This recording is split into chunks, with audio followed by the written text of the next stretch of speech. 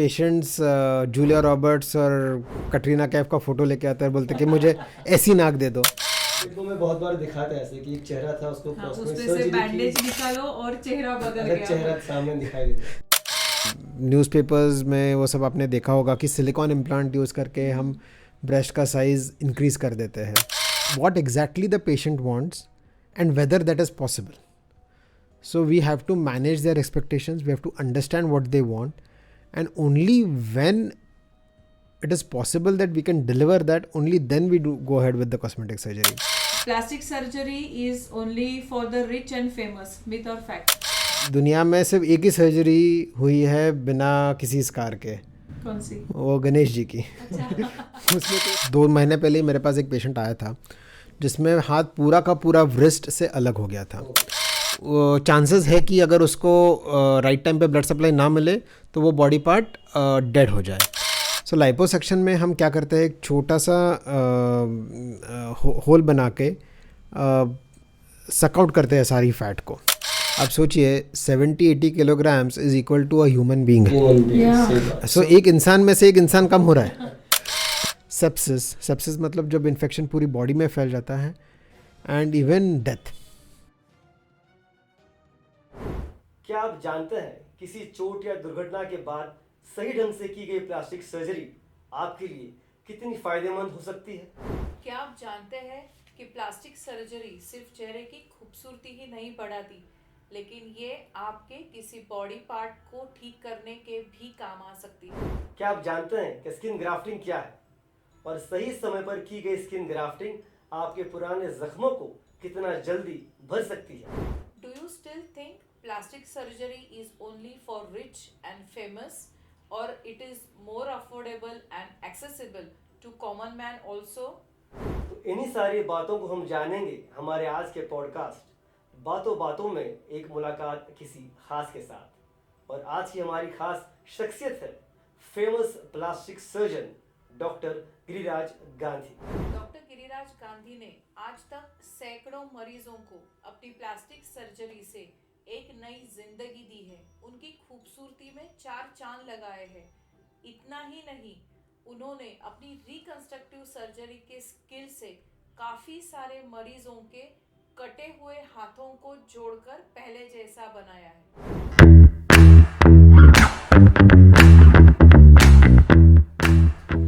Doctor Gandhi, बातों बातों में एक मुलाकात किसी खास के साथ इस एपिसोड में आपका बहुत बहुत स्वागत है। Welcome to our show doctor Gandhi.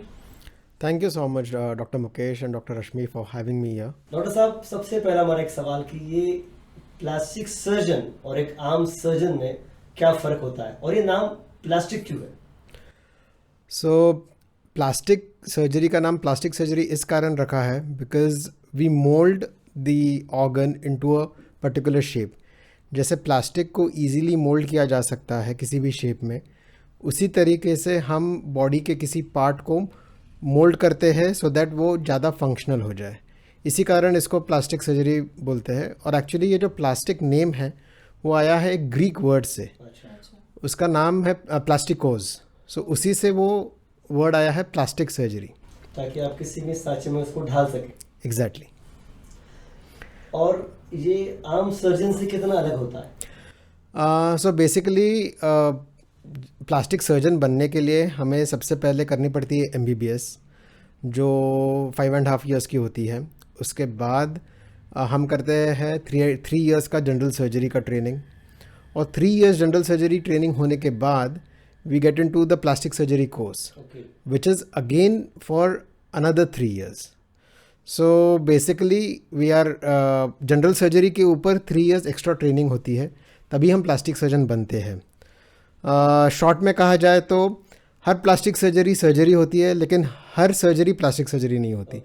हम वही चीज़ बहुत ज़्यादा बारीकी से करते हैं ताकि आपका रिजल्ट और आपके स्कार्स मिनिमम हो।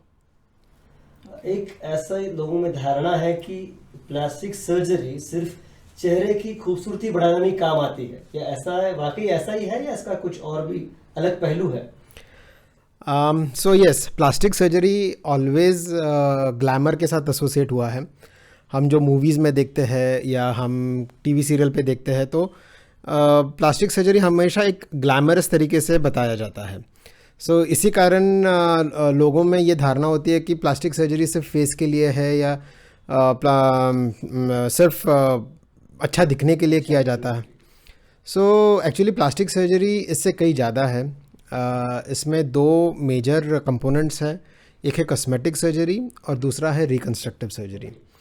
सो कॉस्मेटिक सर्जरी आप सब जानते हैं, that is to make yourself look better. Look beautiful, look better. Yes. Yes, and reconstructive surgery is has many different parts.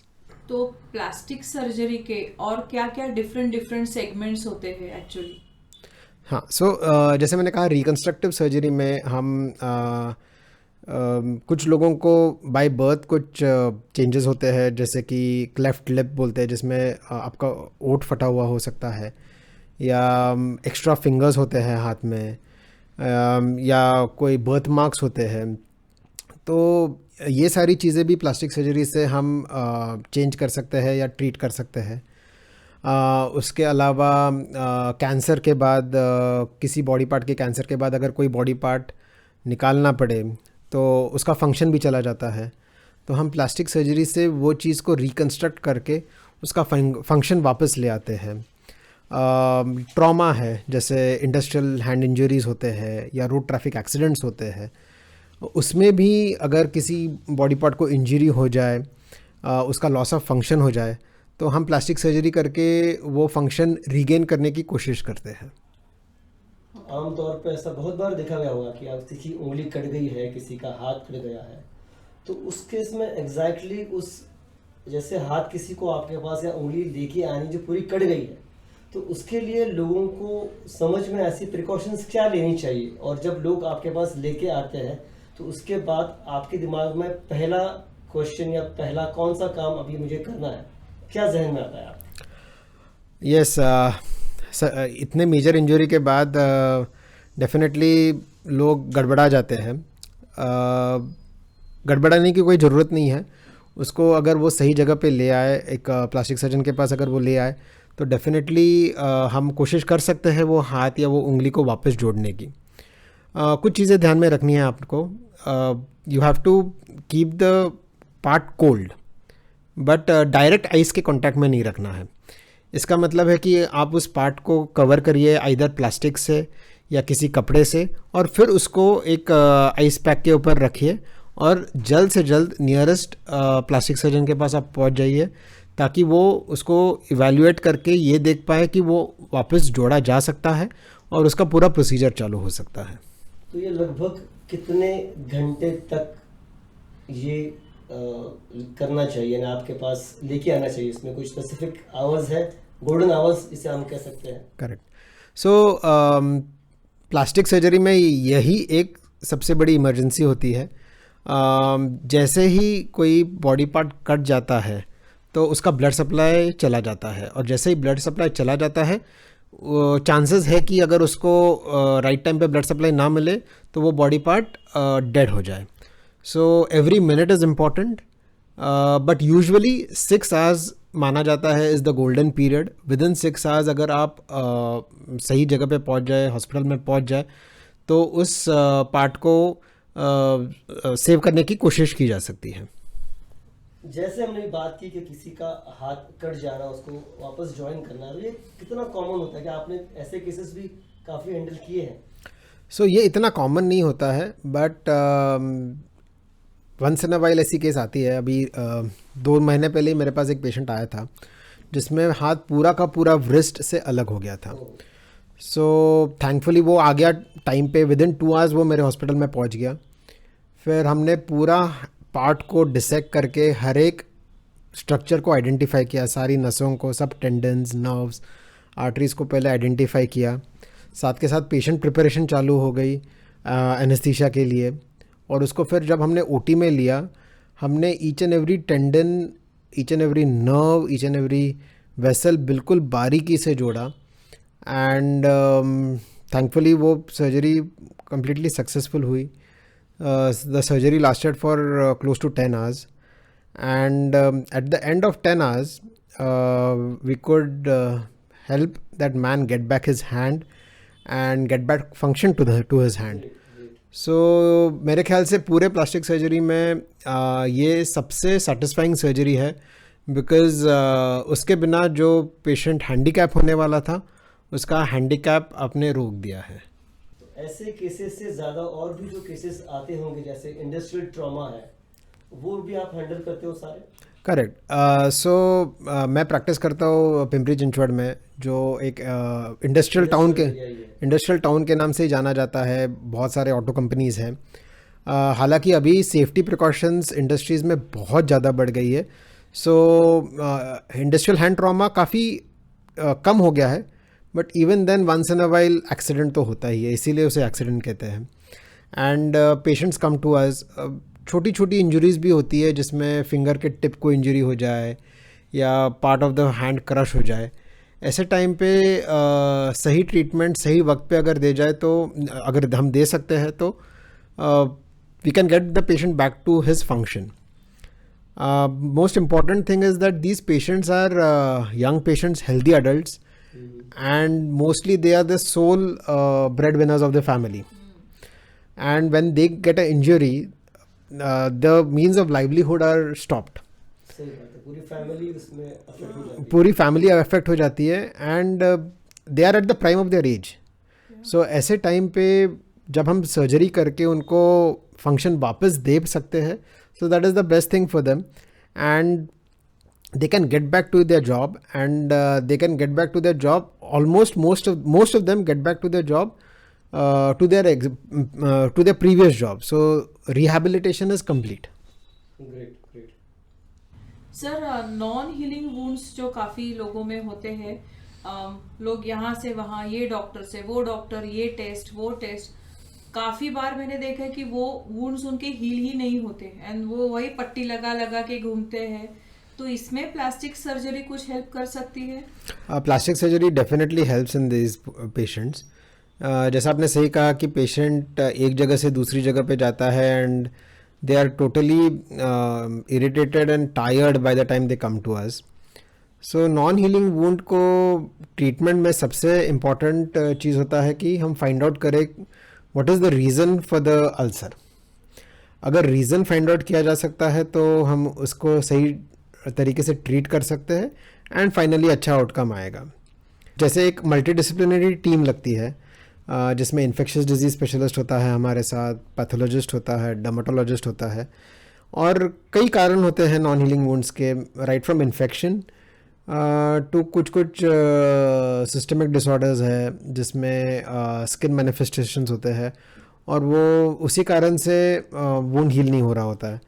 So in short, find the cause, treat the cause, and then you will be able to treat the wound. Because जो भगवान ने हमारी body बनाई है वो बहुत ही अच्छी बनाई है कि the body wants to heal, और अगर एक वुंड हील नहीं हो रहा है, there has to be some reason for it.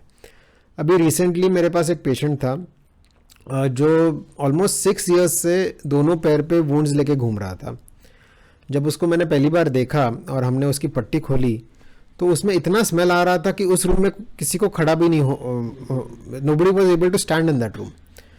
तो हमने बहुत सिंपल चीज़ करी, we just took a small biopsy, और उसको हमने टेस्ट के लिए भेजा और कल्चर के लिए भी भेजा.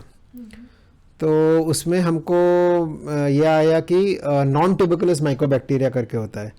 आम भाषा में उसको टीबी बोलते हैं. सो हमें तो सिर्फ पता है कि टीबी छाती में होता है और खांसी करने में के लोगों को टीबी हो सकता है, बट एक रेयर इन्फेक्शन है ये, it's not common at all, जिसमें स्किन का इन्फेक्शन हो जाता है टीबी के बैक्टीरिया से, और 5-6 साल से हील नहीं हो रहा था. एंड जो नॉर्मल एंटीबायोटिक्स होते हैं they do not act on the TB bacteria. तो उसने कई सारे एंटीबायोटिक्स लिए, but never he got any healing. जब हमने डायग्नोज किया कि वो क्यूटेनियस ट्यूबरकुलोसिस है, और हमने टीबी की दवाइयाँ चालू करी, विदिन, आप यकीन नहीं मानोगे, विदिन 3 weeks उसका पूरा जो वुंड में से, जख्म में से पानी आ रहा था वो कम हो गया, स्मेल कम हो गया, और वुंड इम्प्रूव हो गया. और उसी के बाद हमने स्किन ग्राफ्टिंग करी उस पर. Skin grafting, right. Skin grafting exactly होती क्या है और वो बॉडी एक्सेप्ट करती है या रिजेक्ट भी करती है कभी कभी, कैसी होती है? हाँ, so correct. Skin grafting basically हम कुछ स्किन थाई से लेते हैं और जो वुंड है उसके ऊपर लगा देते हैं। रही बात एक्सेप्टेंस और रिजेक्शन की, you have to make the wound bed, you have to prepare the wound bed so that वो स्किन ग्राफ्ट एक्सेप्ट हो जाए। It is just like farming जब भी the soil is good only then the crop is going to grow. वैसे ही initial dressings और initial wound care से हम वुंड को प्रिपेयर कर देते हैं and only then we do a skin grafting. And close to 90% या 90% से भी ज़्यादा लोगों में स्किन ग्राफ्ट एक्सेप्ट हो जाता है। तो ये थाइस की ही स्किन क्यों निकालते हैं स्किन ग्राफ्टिंग में? सबसे पहली बात, थाइज हिडन पार्ट होता है बॉडी का। ओके। दूसरी बात है कि इट इज़ ईजिली अवेलेबल और सरफेस एरिया उसका ज़्यादा होता है, तो अगर हमें ज़्यादा स्किन चाहिए तो थाई से लेना आसान है। बट कुछ केसेस ऐसे होते हैं जिसमें थाइज ही अफेक्टेड है। ऐसे टाइम पे we can take skin from other parts of the body as well, but they are less popular. Okay. बहुत मेजर रॉ एरियाज है जिसमें बर्न्स हुआ है, जिसमें बहुत बड़ा एरिया को कवर करना है, तो बैक एंड इवन काफ से हमने स्किन ली है। कभी कभी स्कैल्प से भी स्किन लेते हैं जब कोई और अवेलेबल ही नहीं है, तो we have to come up with innovative solutions for difficult problems. Maximum area जिस पर स्किन ग्राफ्टिंग की जा सकती है कितनी बड़ी होनी चाहिए, या कितनी मिनिमम या कितनी मैक्स टू मैक्स? सो हम स्किन ग्राफ्ट को मैश कर देते हैं, तो अगर हमने 10 यूनिट्स का स्किन लिया है, हम उसको ऑलमोस्ट 10 टाइम्स एक्सपैंड करके बड़े एरिया को कवर कर सकते हैं। सो उसके लिए स्पेशल मशीन्स आती है जिसको हम मेशर बोलते हैं।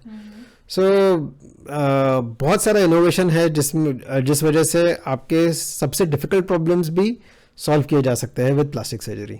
Great great. नाइस। तो सर आपने अभी बताया स्किन ग्राफ्टिंग के बारे में, तो क्या वो स्किन ग्राफ्ट करने के बाद उसके कोई स्कार्स रह जाते हैं पीछे, उसके मार्क्स दिखते हैं? कुछ स्कार्स तो रहते हैं, बट इस टाइम पे जब भी जख्म होती है वो जख्म हील नहीं हो रही होती है, wound healing takes a priority. अच्छा। Scarring is second on our mind. हमको कुछ भी करके वो वुंड हील करके पेशेंट को बैक टू नॉर्मल लेके आना है और उसी के बाद स्कारिंग के बारे में सोचना है। और जैसे मैंने कहा, कुछ स्कारिंग होगी और अगर लोन लिया है तो इंटरेस्ट तो देना पड़ेगा। और उसे कुछ इनविजिबल बनाने का कोई तरीका होता है? जैसे मैंने बोला, भगवान ने हमारी बॉडी इतनी सुंदर बनाई है कि over a period of time the scars get lighter, अच्छा। Because the scar remodelling is a long drawn process जो 6-8 मंथ्स तक चलती रहती है। So over a period of time the scars get lighter. काफ़ी सारे क्रीम्स हैं और अब तो लेज़र्स भी आए हैं जिसके वजह से स्कार्स थोड़ा और बेटर हो जाते हैं। बेसिकली फॉलोअप बहुत ज़्यादा ज़रूरी है और राइट गाइडेंस से स्कार को हम ऑलमोस्ट इनविजिबल कर सकते हैं। अच्छा, नाइस, ग्रेट इन्फॉर्मेशन। सो अभी स्कार्स के इनविजिबल होने की बात आई है, तो I would like to know कि ऐसी कोई कॉस्मेटिक सर्जरी है आजकल जो बहुत ही ज़्यादा पॉपुलर हो रही है, बहुत ज़्यादा कॉमन हो रही है? यस, आजकल सबको अच्छा दिखना है और अच्छा दिखना तो कोई गुनाह नहीं है। सो कॉस्मेटिक सर्जरी इन जनरल काफ़ी पॉपुलर हो रही है एंड लाइपोसक्शन मेरे ख्याल से is one of the commonest cosmetic surgery that is done. But in spite of it being the commonest cosmetic surgery, उसके बारे में बहुत सारे मिथ्स है और बहुत सारे मिसअंडरस्टैंडिंग्स है जनरल पब्लिक में। सो जैसे कि कई लोग आते हैं और बोलते हैं कि मुझे वेट लॉस कराना है, डॉक्टर साहब आप लाइपोसक्शन कर दो। लाइपोसक्शन एग्जैक्टली होता क्या है, हमारे दर्शक जानना चाहेंगे। करेक्ट। सो लाइपोसक्शन में हम क्या करते हैं, एक छोटा सा होल बना के सकआउट करते हैं सारी फैट को। फैट सकआउट करते हैं एंड वो यूजुअली ऐसे एरियाज में किया जाता है जहाँ पे रिडंडेंट फैट है, जो डाइट, एक्सरसाइज सब चीज़ों के बावजूद वो फैट जा नहीं रहा है। जैसे कुछ लोगों का बॉडी स्ट्रक्चर इस तरीके से होता है कि some part of the body में फैट डिपॉजिट होते रहता है, and in spite of everything that they do, all the diet, all the discipline that they have in their life, वो फैट उधर से निकल नहीं पाता है. ऐसे टाइम पे लाइपोसक्शन काफ़ी हेल्प करता है. तो डाइट एंड एक्सरसाइज करके भी वजन अगर कम नहीं होता, तो I have seen many of my close relatives और friends, they are going opting for bariatric surgery. तो बैरिएट्रिक सर्जरी और प्लास्टिक सर्जरी का एक कनेक्शन मुझे जानना था. और बैरिएट्रिक सर्जरी करने के बाद उनकी जो स्किन इतनी खराब दिखती है, वो हैंग होती है, इट इज रिंकल्ड स्किन, पेट की हो, हाथ की हो, आई मीन वो लोग ऐसे थोड़े से बीमार से दिखते हैं और बुढ़े लगने लगते हैं. करेक्ट. तो उसमें क्या प्लास्टिक सर्जरी का कोई रोल है? सो आपने सही बोला. बेरियाट्रिक सर्जरी काफ़ी कॉमन हो गई है अभी इंडिया में, एंड बेरियाट्रिक सर्जरी से लोग 70-80 किलोग्राम्स लूज़ करते हैं. आप सोचिए 70-80 kilograms is equal to a human being. So एक इंसान में से एक इंसान कम हो रहा है. तो जब इतना ज़्यादा वेट लॉस होता है तब स्किन हैंग हो जाती है. तो उसका भी एक कारण है. एक एग्जांपल देना चाहूँगा इस तरह. आप एक बलून को ले लो और उसको फिल कर दो हवा से. जब उसमें से हवा निकल जाएगी तो बलून वापस बैक टू नॉर्मल साइज आ जाता है. उसका कारण है कि balloon is made up of rubber and it is elastic, so it expands and then comes back to the normal size. वैसे ही इन ह्यूमंस जब वेट गेन हो रहा है, वेट गेन कभी भी ओवरनाइट नहीं होता है. It is over a period of 8 years 10 years. बहुत धीरे धीरे जैसे आपका वेट गेन होता है और फैट डिपोजिशन होता है, जो आपकी स्किन है वो एक्सपैंड करती है वो एक्स्ट्रा फैट और वेट को अकोमोडेट करने के लिए.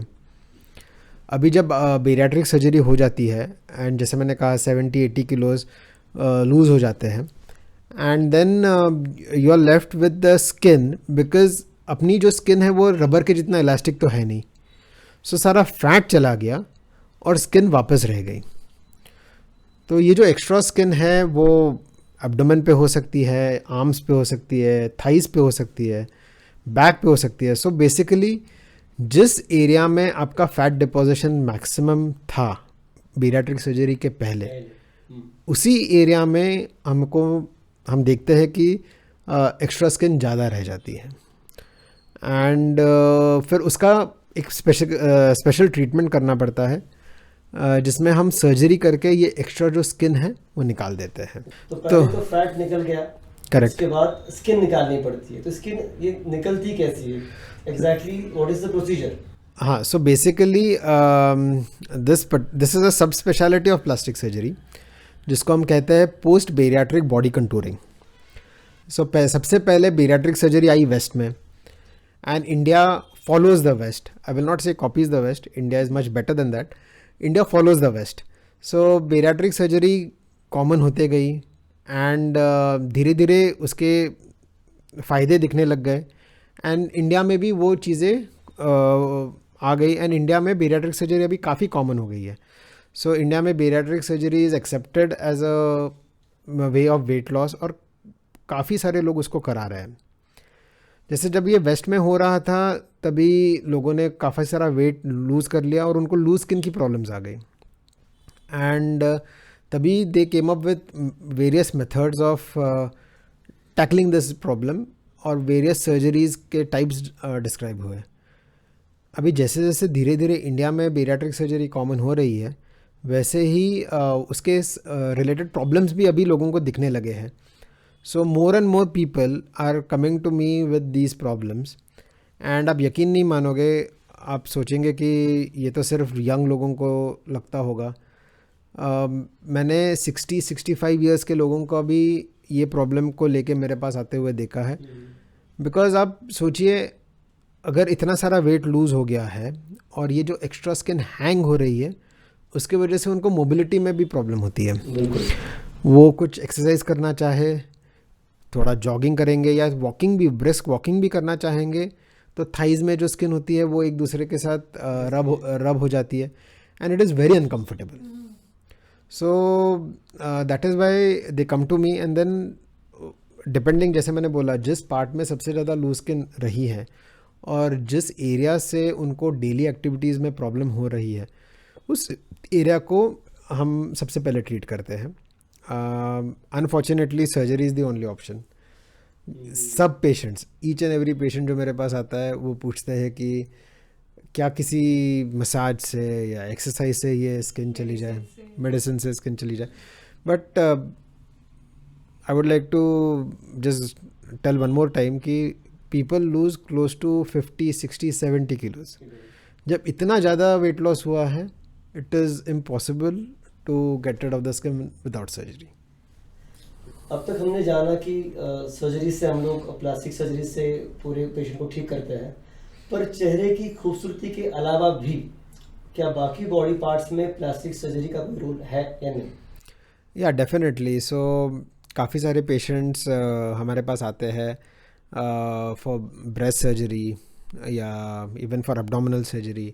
लाइपोसक्शन, जैसे मैंने बोला, it is a surgery that is performed on the entire body.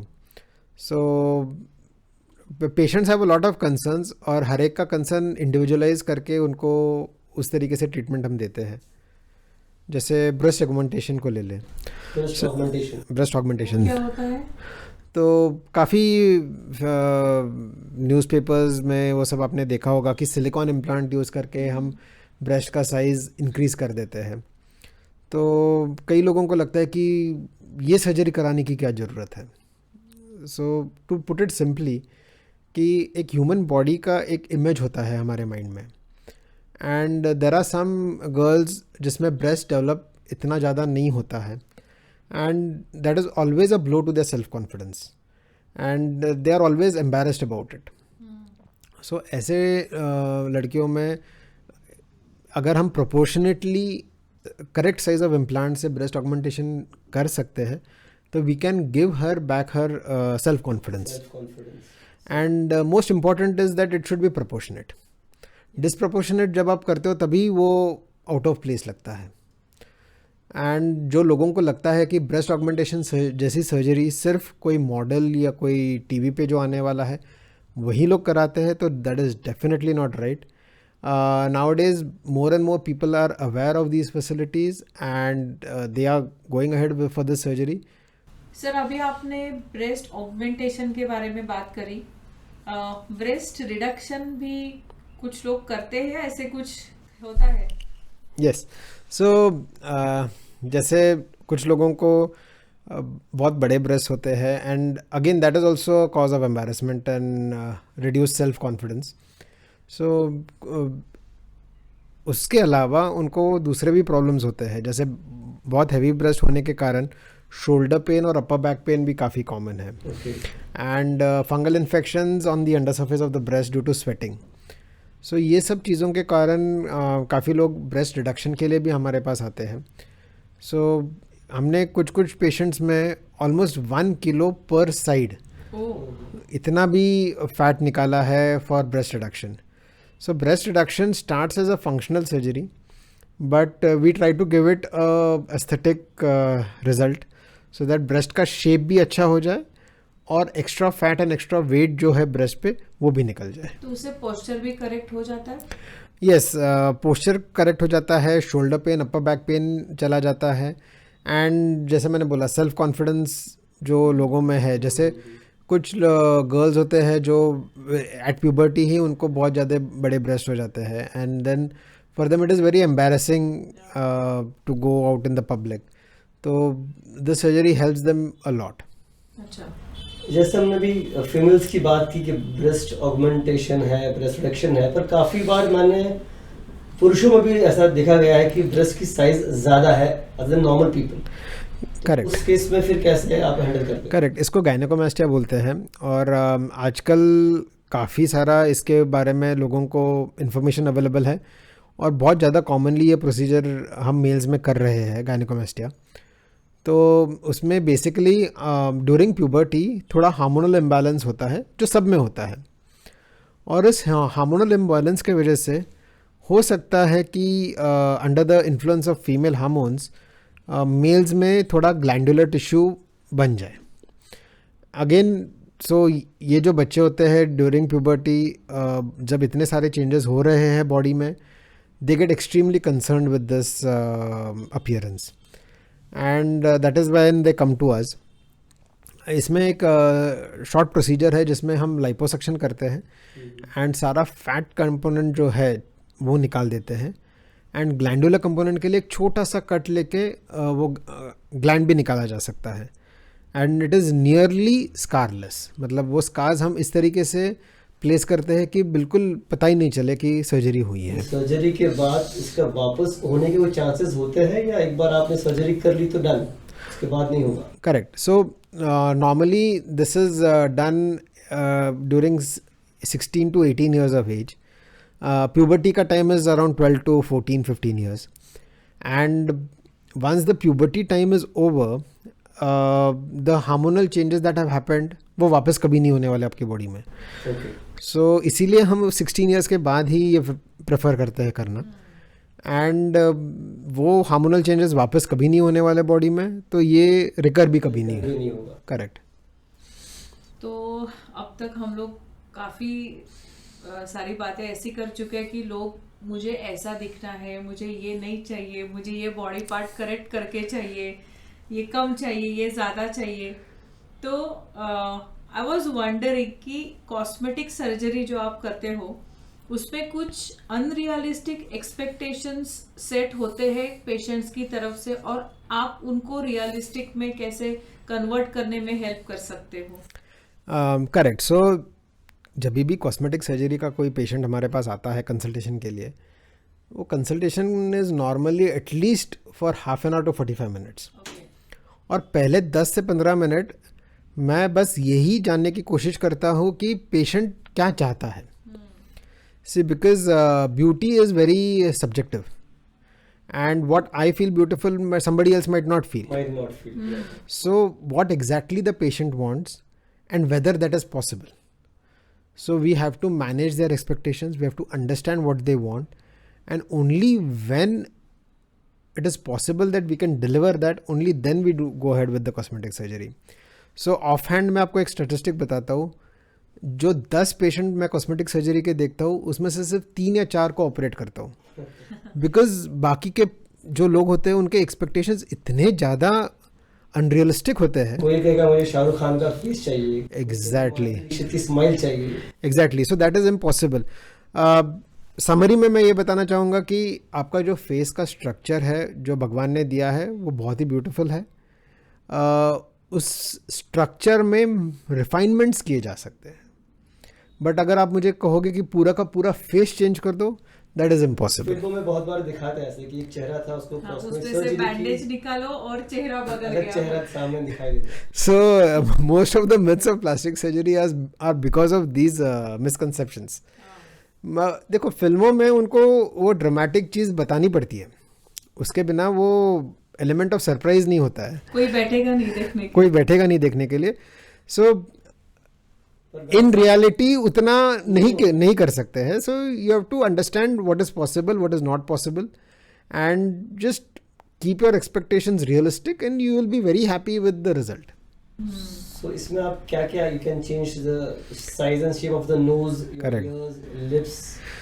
So most commonly is nose, and nose is one of the most common cosmetic surgeries performed, because nose is the center of your face. So it is exactly where all your attention is focused when you're talking to somebody. So that is why rhinoplasty is a very common procedure. And second thing is that a small change in the shape and size of the nose gives a totally different look to your face. So nose is common. Lips भी lip reduction, काफ़ी कुछ लोगों के lips बहुत बड़े होते हैं. And आजकल का जो इंस्टाग्राम और सेल्फी का कल्चर आ रहा है, जिसमें बहुत सारे लोग अपने आप को बहुत ज़्यादा देर तक देखते हैं, उसके वजह से फेशियल कॉस्मेटिक सर्जरी को बहुत ज़्यादा डिमांड आ गया है. सर अभी तक हमने कॉस्मेटिक सर्जरी की इतनी सारी बातें की है कि मुझे भी लग रहा है कि मैं एक बार आईने में जाके देखूं और मुझे कुछ चेंजेस करने हैं क्या मेरी फेस में. And that is like very exciting and enlightening information from you about cosmetic surgery. And the best part I liked is you are talking about what can be done and what cannot be done. Correct. That is most important. So setting realistic expectations, it is the takeaway message for all our audience. Correct. तो अभी एक थोड़ा सा cosmetic से दूर जाते हैं और रिकंस्ट्रक्टिव के बारे में बात करते हैं. बर्न्स जो होते हैं काफी सारे लोगों में, फेस पे, हाथ पे, बॉडी में, कहीं पे भी, तो उसकी जो रिंकल स्किन हो जाती है या अलग तरह से वो बर्न्स की स्किन दिखती है, तो उसे हम कितना हद तक रिपेयर कर सकते हैं या उसे पहले जैसा नॉर्मल बना सकते हैं क्या? थोड़ा मैं उसमें ऐड करना चाहूंगा कि बर्न्स जलने से या फिर एसिड से, जो आजकल हाँ. देखे Correct, जाते हैं बहुत बार, अनफॉर्चुनेटली इस पर एसिड फेंका जाता है, तो Correct. वो जो स्किन उसके बाद हो जाती है, तो उसके लिए क्या कर सकते हैं? सो बर्न से क्या होता है कि जो स्किन के अपर लेयर्स है वो डिस्ट्रॉय हो जाते हैं. एंड अगर अपर लेयर्स पूरी तरीके से अगर डिस्ट्रॉय हो जाए, तो उसके बाद जब वो हीलिंग होता है तो हीलिंग के साथ कहीं ना कहीं थोड़ी स्कारिंग होती है. तो आपका क्वेश्चन था कि क्या ये स्कारिंग पूरी तरीके से निकल सकती है. So unfortunately that is not possible. इतना बड़ा एरिया जब होता है तो उसको पूरी तरीके से रीसरफेस करना पॉसिबल नहीं है. बट टेक्निक्स है जिससे स्कार को बेटर किया जा सकता है. So these techniques start right from the initial Burns. अगर पहले ही पता चल जाए कि बर्न्स डीप है तो तभी के तभी स्किन ग्राफ्टिंग कर दो. So outcome will be much better. And usually जो आपने कहा acid burns are usually deep, so they need treatment right in the beginning. चलो अगर पहले शुरुआत में to whatever reason treatment नहीं होती है और डिलेड हमारे पास लोग आते हैं स्कार्स लेके, तो ऐसे टाइम पे हम देखते हैं कि अगर कोई फंक्शनल प्रॉब्लम है उस स्कार की वजह से, and then we try to treat those functional problems, and rest of the scars can be managed with conservative methods, जैसे स्कार मसाज है और कुछ चीज़ें हैं जिससे स्कार बेटर हो सकता है. तो वो कितने % तक उसको हील कर सकते हैं? परसेंटेज में कहना बहुत मुश्किल है, because every human is unique and every injury is unique and every scar is unique. So it's very difficult to give you a answer in percentage. ऐसी कोई सर्जरी आपको ध्यान में याद है जिससे आपने उस पेशेंट की पूरी जिंदगी ही बदल दी हो? ओके, सो एक पेशेंट आया था मेरे पास. It was rainy season and patient was walking on the side of a highway and she slipped and fell. और उसके साइड में एक बड़ा सा टैंकर जा रहा था और वो टैंकर उसकी पैर के ऊपर से चला गया. So she had an injury from her hip region to the leg. पूरा पैर जैसे बनाना को पील करते हैं वैसे वो स्किन पील आउट हो गई थी. And she came to as an emergency. हमने उसको पूरा सब जगह पे मिट्टी चला गया था बिकॉज पूरा कीचड़ चला गया था उसके जख्म में. So we performed 3 surgeries over a period of 3 months and we could get her back to normal. वो पूरी तरीके से रिहेबिलिटेट हो गई और अच्छे से अपने पैरों पे चल रही है. So that is just because of early intervention. इतनी बड़ी जब वुंड होती है और अगर उसको राइट टाइम पे अगर हम इंटरवीन ना करें तो there is a very high chance of infection and sepsis मतलब जब इन्फेक्शन पूरी बॉडी में फैल जाता है, and even death. So right intervention at the right time can save the life of the patient. Great. Sir अभी reconstructive, cosmetic और इन सारे केसेस हमने आपसे जाने सीखे. मैलिग्नेंसी, कैंसर में प्लास्टिक सर्जरी का कितना रोल होता है? So जैसे मैंने बोला, plastic surgery is surgery that is trying to give you back your function. Malignancy जब होती है तब जो कैंसर सर्जन होता है या ऑन्को सर्जन होता है उसकी माइंड में सिर्फ एक ही चीज़ होता है कि वो कैंसर को निकालना है. बट कैंसर को निकालने के बाद अगर राइट फंक्शन हम नहीं दे पाए तो पेशेंट का life will become very difficult. Exactly. So वहीं पे प्लास्टिक सर्जन का मतलब आप गांठ वगैरह कहीं स्वेलिंग हो, गांठ हो, करेक्ट इसकी बात कर रहे हो। करेक्ट। सो कॉमन एरिया जहाँ पे प्लास्टिक सर्जन का हेल्प होता है दैट इज़ ओरल कैंसर। मुंह के कैंसर्स होते हैं and you will probably know that oral cancer is the commonest cancer in males in India. Unfortunately because of tobacco and gutkha जो इतना ज़्यादा रैम्पेंट है हमारे देश में, उसके वजह से ओरल कैंसर काफ़ी कॉमन है। और उसके बाद जब कुछ कुछ लोगों का पार्ट ऑफ द बोन इधर का मैंडिबल निकल जाता है तो उसके बाद फंक्शन बहुत मुश्किल हो जाता है। So that is where the plastic surgeons come in and हम ऑलमोस्ट नियर नॉर्मल रिकन्स्ट्रक्शन दे सकते हैं including teeth, so that the patient can chew again and come back to normal life. इतनी सारी हमारी बातें हो गई कि ये करना है, वो करना है, कॉस्मेटिक सर्जरी है, रिकंस्ट्रक्टिव सर्जरी है, पर इन सब में खर्चा तो बहुत होता होगा। तो ये एक्सपेंसेस जो है वो पेशेंट्स को कभी कभी बेयर कर भी नहीं पाएंगे, इतना उनकी आमदनी हो ना हो, लेकिन करना ज़रूरी भी है। तो इंश्योरेंस में कुछ इसका कवरेज होता है या नहीं होता? सो रिकन्स्ट्रक्टिव सर्जरी सारा का सारा इंश्योरेंस में कवर्ड है। So right from trauma to malignancy, cancer, सारी चीज़ें ऑलरेडी इंश्योरेंस में कवर्ड है। कॉस्मेटिक सर्जरी कई बार is not covered under insurance, but जैसे पहले सोचते थे कि सिर्फ प्लास्टिक सर्जरी सिर्फ अमीरों के लिए और सिर्फ मॉडल्स के लिए, वैसा नहीं है। काफ़ी अफोर्डेबल हो गया है आजकल and people are also understanding the importance of looking good and they are going ahead with cosmetic surgery. Looks does matter. आपका सेल्फ कॉन्फिडेंस दिलाने के लिए लुक्स का अच्छा होना बहुत। बिल्कुल बिल्कुल। तो बेरियाट्रिक भी कवर हो जाती है इंश्योरेंस? सो बेरियाट्रिक सर्जरी काफ़ी इंश्योरेंसेस में कवर्ड है आज की डेट में। जब इंश्योरेंस लिया जाता है तभी वो क्लॉज उसमें अगर हो तो इट इज़ कवर्ड। अच्छा, पोस्ट बेरियाट्रिक जो आप करते हो स्किन हैंगिंग और वो सब? नहीं, वो इस टाइम पे तो कवर्ड नहीं है बिकॉज इन माय ओपिनियन जब इतना ज़्यादा लूज स्किन हो it is a functional problem, but it is very difficult to convince the insurance companies because होना चाहिए आइडियली आप। आइडियली तो होना चाहिए but unfortunately as of now तो वो कवर नहीं है। प्लास्टिक सर्जरी भी अफोर्डेबल प्राइस में हो सकती है? बिल्कुल हो सकती है।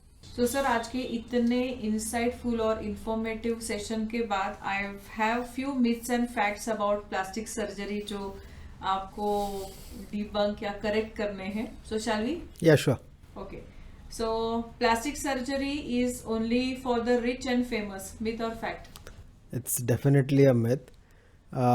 As I said earlier also, कि plastic surgery has become very much affordable and it is in the aspirations of everybody. So everybody is going ahead with it. Okay, plastic surgery के बाद स्कार्स नहीं होते? This is a myth.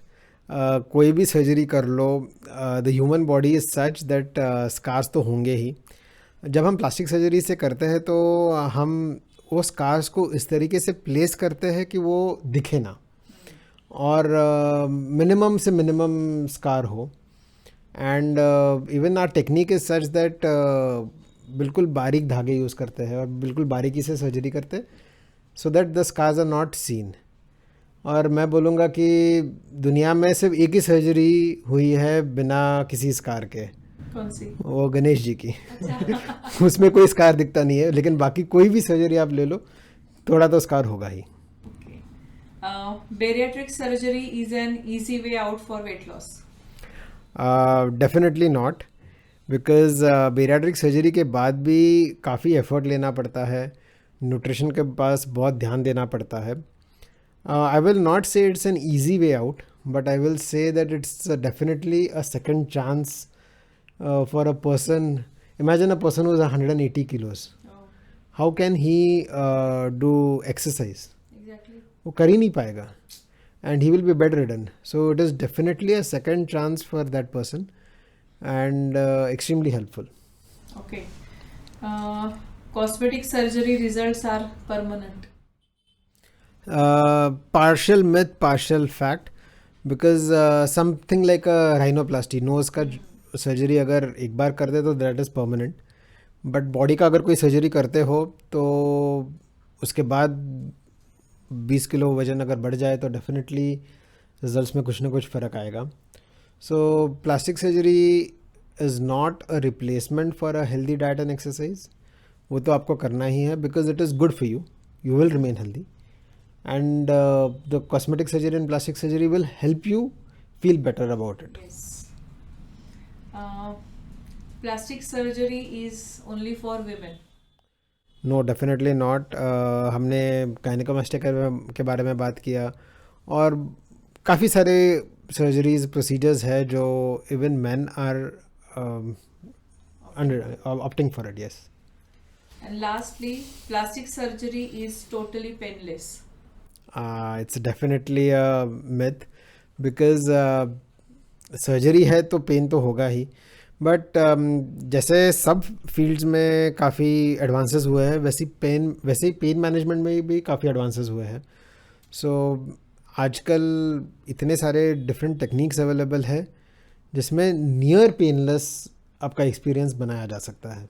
ये तो हो गया आपके मिथ्स एंड फैक्ट्स. हाँ. अब मेरा एक छोटा सा रैपिड फायर राउंड होगा. अच्छा, कॉफ़ी विद करण पे आ गया मैं. कॉफी पहला विद सवाल. भी है मुकेश. ऐसा कोई क्वेश्चन कभी कोई पेशेंट लेके आया, वियर्ड क्वेश्चन कि मुझे ऐसा बना दो, और आपको बोलना पड़ा कि आर यू सीरियस, कहीं आप मजाक तो नहीं कर रहे? यस, जैसे हमने ऑलरेडी डिस्कस किया realistic and unrealistic expectations. Patients Julia Roberts और कटरीना कैफ का फ़ोटो लेके आते हैं, बोलते कि मुझे ऐसी नाक दे दो. So at that time it is best to stay away from these तो आप पेशेंट्स. ऐसे टाइम पे आंसर क्या करते हो? जो मैंने आपको बोला. माफ करो बाबा, माफ करो, आगे बढ़ो. माफ़ करो, आगे बढ़ो. दूसरा सवाल, आप फिल्में देखते हो? ऑब्वियसली. तो फिल्मों में हमारे जो हीरो हीरोइंस होते हैं, अगर आपको किसी का हीरो हीरोइन का कुछ फेस में चेंज करना होगा तो आप किसे चूज करेंगे और क्यों? किस में आपको लगता है कि दिक्कत है इसमें, यार थोड़ा सा करेक्शन, इसका नाक, इसका कान, इसके होंठ, ऐसा कोई है? बहुत मुश्किल सवाल पूछ लिया आपने, बट इसका आंसर तो मैं यही दूंगा कि beauty lies in the eyes of the beholder, and at least the ones that I see are extremely beautiful. It is just I don't think I can change anything in anybody right now. Oh, very safe safe answers. Safe answer. और probably they look really good on camera. कभी reality में देखेंगे तो बता They पाएंगे. should come and meet you then. Yes, they should come and meet me. तीसरा सवाल, कभी आपने अपने आप को आईने में देखकर बताया यार मुझे ये थोड़ा इसमें चेंज करना है मेरे लुक्स में? नहीं, मुझे तो लगता है कि मैं बहुत हैंडसम हूँ. आपको किसी की तरह बनना है? नहीं, मैं जैसा हूँ वैसे बहुत अच्छा हूँ and I am very happy with it. और आखिरी सवाल, कभी ऐसा हुआ कि आपने किसी के फेस की कॉस्मेटिक सर्जरी की हो और उसने आपको बाद में कहा हो यार मैं तो पहले ज्यादा अच्छा था? सो ये एक फियर नहीं, बहुत अच्छा सवाल है, and this fear is always there when we are doing cosmetic surgery. But यही पे तो बात आती है अबाउट मैनेजिंग एक्सपेक्टेशंस. तो जैसे मैंने कहा कि we have one consultation for at least 30 to 45 minutes, and as I said earlier also कि out of the 10 patients that I see, I just operate on 3 or 4. So the patients already know what they are coming in for, what is possible and what is not possible. And thankfully, touch wood, by God's grace, I have not faced this situation because probably the patient selection is the key. So we select our patients in such a way that they will be happy with what we can provide them. Great. Doctor Gandhi, आपका बहुत बहुत शुक्रिया. Thank you so much. आपसे हमें बहुत सारी बातें और हमारे दर्शकों को भी बहुत सारी बातें सीखने को मिली है. इसके लिए हम आपका एक बार बहुत वापस दिल से शुक्रिया करना चाहते हैं. Thank you so much, and thank you for being here, giving your time and debunking some myths. काफ़ी सारे मिसकंसेप्शंस थे, अनरियलिस्टिक एक्सपेक्टेशंस थे, वो शायद आज के एपिसोड के बाद हमारे ऑडियंस से नहीं रहेंगे. एंड अगर उन्हें कुछ क्वेश्चंस है तो we will direct them to you. Yeah, thank you so much for inviting me for this talk. बस I would like to end this talk with a simple statement. Say no to plastic, but don't say no to plastic surgery. Thank you. Thank you so much. तो ये था हमारा आज का episode famous plastic surgeon doctor Giriraj Gandhi के साथ, जहां हमने सीखा और जाना कि प्लास्टिक सर्जरी सिर्फ आपके चेहरे की खूबसूरती बढ़ाने के लिए नहीं, बल्कि आपके बॉडी के हर पार्ट के लिए काम आ सकती है। उम्मीद है आपको हमारा यह आज का पॉडकास्ट पसंद आया होगा।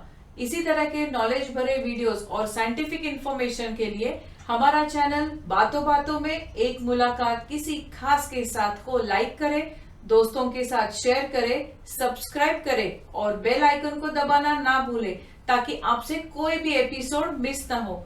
Till the next episode, stay tuned, stay excited. Thank you.